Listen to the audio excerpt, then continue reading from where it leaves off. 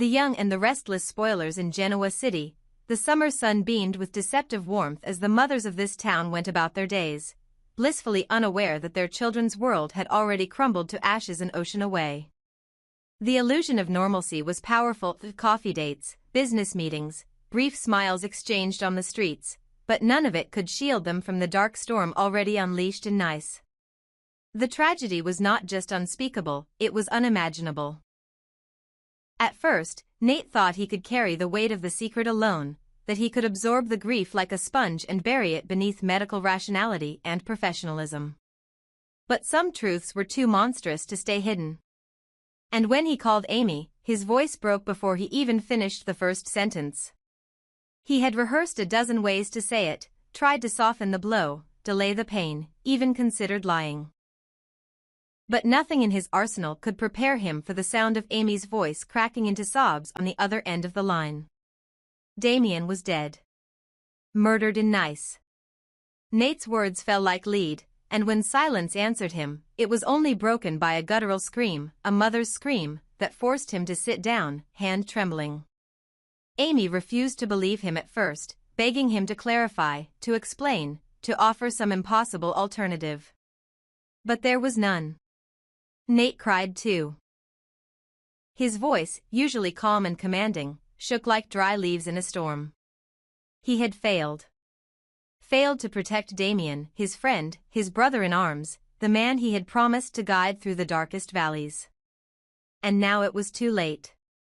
Damian's body lay cold and still, waiting for cremation. Nate wanted to spare Amy the image. But something deep inside him, maybe guilt, maybe love, knew she needed to see her son one last time. No lie, no comforting word, no polished obituary would suffice. She needed truth, in all its devastating finality. The call ended with Amy unable to speak, her fingers frozen around the phone as if gripping it tightly enough could change the facts. Within minutes, she packed a bag with trembling hands and hailed the first available cab to the airport. She didn't call anyone else. She didn't leave a note. Her mind was consumed by a single, howling need to see her son's face, even if it meant confronting death. As her plane rose into the night sky, cutting through layers of clouds with soulless efficiency, the weight in her chest only grew heavier. Grief had no altitude. Meanwhile, the secret Nate had tried to hold now echoed across continents, cracking foundations no one had thought could break. Because Amy wasn't the only mother with skin in this cruel game of fate. There was another, Nina. Estranged from her son Chance in recent months, their relationship had been strained by silence and stubbornness. But beneath all the missed calls and unopened messages, the bond of a mother and child still pulsed with defiant strength. And when news of Chance's death finally reached her, it wasn't through a phone call or letter, it came like a curse carried on the wind, a message etched into the air by pain too heavy to ignore. Nina collapsed upon hearing it. Her body crumpled to the floor, and those near her could do nothing but witness her anguish unravel. She didn't scream like Amy. Instead, she whispered Chance's name like a prayer, over and over, as if repetition could undo what had been done.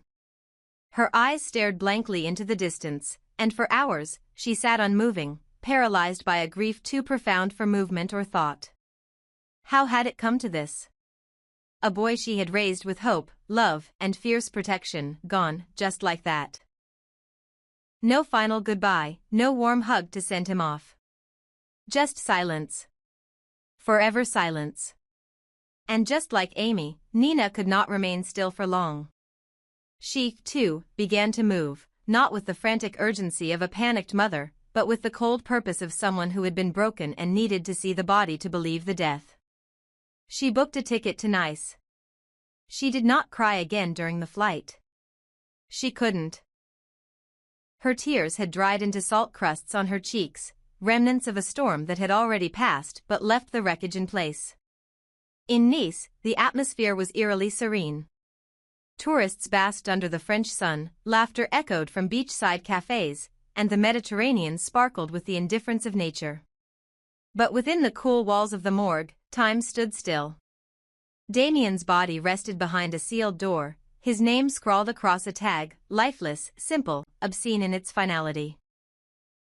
Nate stood by the corridor, his face drawn, shoulders slumped. When Amy arrived, she looked like someone aged by decades in a single flight. Her fingers brushed the doorknob with hesitation, as if the mere touch might ignite memories she wasn't ready to face. Nate said nothing. There was nothing left to say. Amy walked in, alone, and saw her son's body draped in a white sheet. She didn't cry.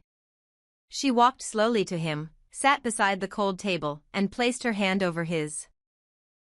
For a moment, she imagined it would twitch, come back to life, flash a smile and crack a joke about how dramatic all this was. But no miracle came. No heartbeat returned. The room stayed cold, and her son remained gone. She whispered something, perhaps a goodbye, perhaps a curse at the world, and leaned down to kiss his forehead. And that's when she broke. The sobs came like thunder, tearing through her chest, shaking the walls of the room. Nate, outside, heard it and clenched his jaw, tears forming in his eyes again. Nina arrived hours later, and her grief painted a different picture. She did not approach immediately. Instead, she stood at the threshold, watching Damian's body from a distance, seeing her own son's fate reflected in the stillness of another. And then she asked the question no one wanted to answer, what really happened? Nate hesitated. He wasn't ready. But mothers didn't ask questions idly. They demanded the truth, even when it burned. Slowly, painfully, Nate explained that Damian had been found dead after a violent altercation, that the details were still under investigation, and that Chance had been the one to try and save him, but had vanished shortly after. There was no closure. No perfect narrative. Just fragments of violence, betrayal, and unanswered calls. Nina nodded slowly, each word carving a new scar into her already wounded soul. She asked to be left alone, and Nate stepped back. Alone in that sterile room, Nina finally approached Damian's body and whispered her son's name, not Damian's, but Chance's. Her fingers hovered over his face, and for a moment, she imagined the worst, that Damian's death was just a prologue, that her own child might never come back either. Somewhere in her chest, the sharp stab of motherly instinct told her that things were far from over, that this tragedy was only the beginning. And she was right. Because the ripple of Damian's death would not stop at two grieving mothers.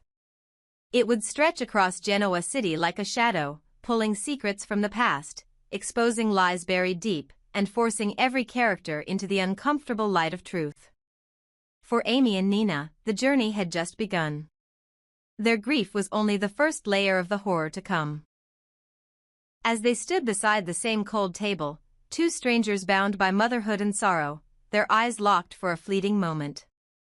There was no hatred, no blame, only the silent understanding that the world had taken too much from them, and it wasn't finished yet.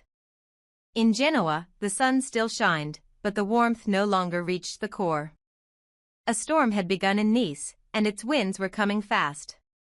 If you'd like to continue this narrative, such as revealing who murdered Damian, what happens to Chance, or how Amy and Nina react back home, I can help you develop the next chapter. Amy had survived far longer than the doctors predicted. When the oncologist first looked her in the eye and explained that her cancer had metastasized, that her bones and blood were now part of the battlefield, he'd offered numbers, treatments, expectations. But he hadn't offered hope. Hope had come from somewhere else. Something that couldn't be found in sterile clinics or PET scans. It came from the one reason Amy still woke up every morning with fire in her chest and purpose in her veins, Damian. Her son. The boy she had abandoned decades ago, the child she had carried for 9 months and then surrendered to the merciless current of circumstance and regret. For 30 years, Amy had lived with the sound of his infant cry burned into her skull, haunting her in every quiet room, every sleepless night. She built a life that looked solid from the outside, career, friendships, a polished silence around the question of motherhood, but deep beneath that facade was rot. Guilt. Unspoken grief. And then, like a miracle she had neither asked for nor believed she deserved, Damian reappeared. Grown, angry, but real. Flesh and blood. A second chance carved out from the wreckage of a past she had spent her life trying to escape. Amy clung to that chance with trembling hands, promising herself she would endure anything, chemo, radiation, nausea, bone-deep agony, if it meant earning one more hour with her son. And she had. For a short while, mother and son had learned how to exist in each other's lives. Hesitant conversations turned into cautious jokes. Silence gave way to stories. They were building something. Not a perfect bond, but a real one. And then it was over. That phone call from Nate didn't just end her peace. It detonated everything. Damian had been murdered in Nice, just when Amy had begun to believe in the possibility of healing. And now, not only was he gone, but her one reason for enduring this cruel illness was snatched away without warning. She wasn't simply heartbroken. She was obliterated. But grief, in a woman like Amy, didn't only produce sorrow, it forged steel. After leaving the morgue, Amy wasn't the same woman who had boarded that flight to France. Something inside her had hardened. The gentle regret that once guided her had morphed into a molten rage that simmered beneath every breath. Damian had been killed, murdered, and while the authorities searched for vague suspects and the whispers in Nice grew louder, Amy's instincts roared with clarity. Carter. That name had surfaced more than once, wrapped in shadows and vague associations. Nate had tried to dodge the subject, but Amy had seen the flicker in his eyes. There was fear. Not just of the truth, but of what she might do if she ever discovered it. And he was right to fear. Because Amy had nothing left to lose. Her body was a battleground. Her time was borrowed. Her soul was a wound that would never close. But she had one final mission. A mother's mission. A revenge not of logic, but of raw, ancient fury, the kind only those who've lost their children can truly understand. She returned to Genoa City with a plan taking root in the marrow of her bones. The same hands that once trembled from chemo now clenched with purpose. She began collecting information, quietly, precisely. She watched Carter.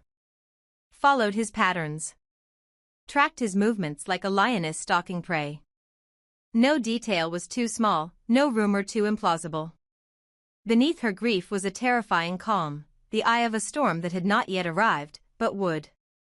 Amy knew she didn't have years. She barely had months. The cancer had returned to her liver. Her doctor had delivered the news with sympathetic eyes, but she had merely nodded. She didn't need treatment. She needed vengeance. Carter, meanwhile, had no idea that the quiet woman who once smiled at fundraising galas and whispered apologies to her dead son was now plotting his execution with the precision of someone who had already buried her soul.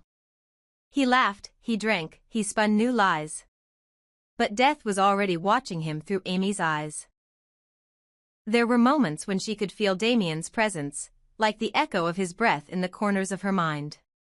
She talked to him sometimes, in the silence of her apartment, promising that she would not let him be forgotten. That those responsible would bleed. And at the center of every vow was Carter. She didn't want justice. She didn't want courtrooms, trials, or newspaper headlines. She wanted to see the fear in his eyes. She wanted to look into his soul and show him the abyss he had created. It began slowly, an anonymous letter delivered to his doorstep, containing a photo of Damian as a child. Then a single white rose placed on the hood of Carter's car, the petals soaked in red ink. He dismissed them at first, thinking they were pranks. But then he started to feel it, the slow squeeze of dread. His phone rang once in the night. No voice. Just the soft sound of a woman crying. And Carter began to lose sleep. His paranoia grew. Amy watched from a distance, savoring the unraveling. But that was just the prologue. Because the real ending hadn't been written yet. She had already purchased the weapon. It lay hidden beneath her bed, cold and waiting. Her mind played out the scene every night, how she would confront him, force him to confess, and then, with one pull of the trigger, erase the shadow that had stolen her son's light. She didn't see it as murder. It was closure. It was symmetry. One life for another. Amy knew some would call her unhinged, broken, even insane. But none of them had watched their child's body lowered into fire. None of them had heard a doctor explain that their time was nearly up while their son lay dead halfway across the world. And none of them had lived with the echo of an infant's cry haunting them through 3 decades of guilt. So yes, Amy would kill Carter. And if it was the last thing she ever did, it would be enough. In her eyes, she would be reunited with Damian the moment she saw Carter fall. A mother's love, twisted by time and tragedy, had become her weapon. The cancer might have been her sentence, but Carter would be her salvation. Because even dying bodies can burn with vengeance, and hers burned with the fire of a woman who had nothing left but the rage of a mother denied.